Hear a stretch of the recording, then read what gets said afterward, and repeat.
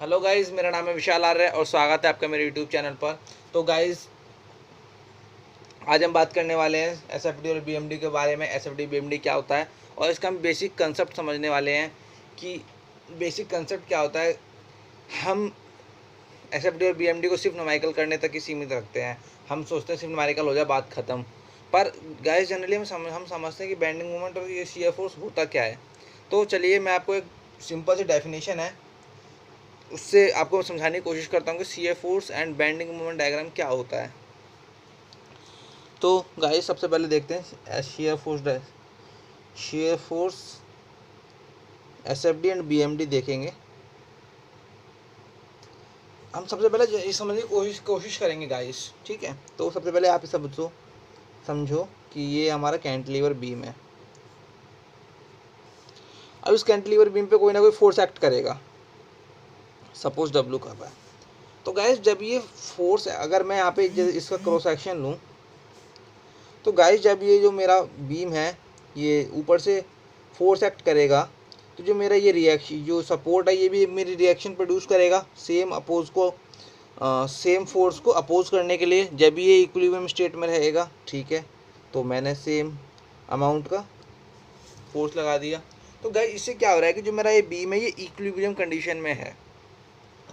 Suppose अगर मेरा W1 जो मेरा रिएक्टिंग फोर्स है, ये यहाँ से जो रिएक्ट कर रहा है फोर्स R1 मान लीजिए, अगर मेरा W1 अगर R1 से ज़्यादा हो जाएगा जब भी, तो मेरा ये बीम क्या है, फेल कर जाएगा। और R1 तो देखिए हमेशा उतना ही होगा, क्योंकि R1 क्या होता है, रिएक्टिंग फोर्स होता है, और फोर्स रिएक्टिंग उतना ही होगा जितना हमारा फोर्स ऊपर से आएगा, और रिएक्टिंग फोर्स, हमारी जो रिएक्शन है रिएक्टिंग फोर्स उतनी ही प्रोड्यूस करेगी।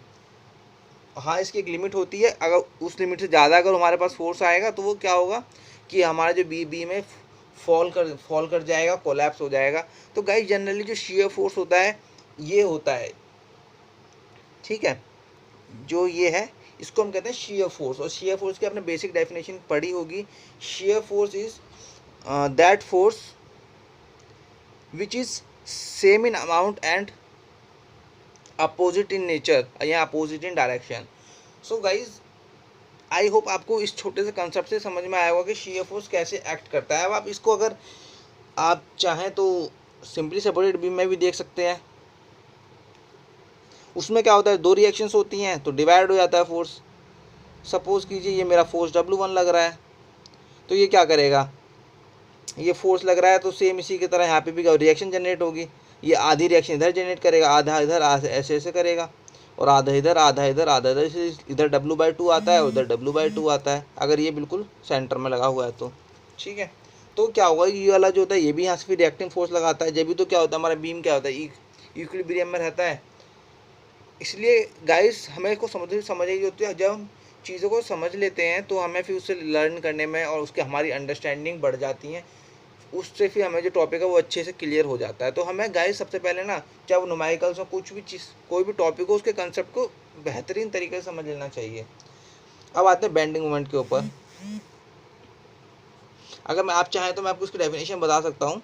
तो मैं आपके लिए इसकी डेफिनेशन लिख देता हूँ। शियर फोर्स डायग्राम, इसकी ऐसे शियर फोर्स की डायग्राम गाइस, जब हम जो हमारा ये शियर फोर्स है इसको हम प्लॉट कर देते हैं कि हमारा किस पॉइंट पे कितना शियर फोर्स है या किस पॉइंट पे कितना हमारा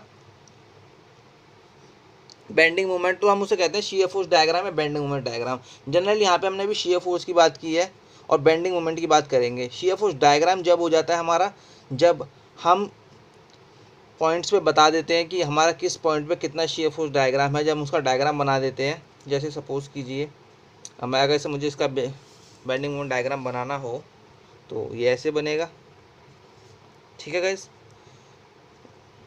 एंड ये ए पॉइंट, ये बी पॉइंट,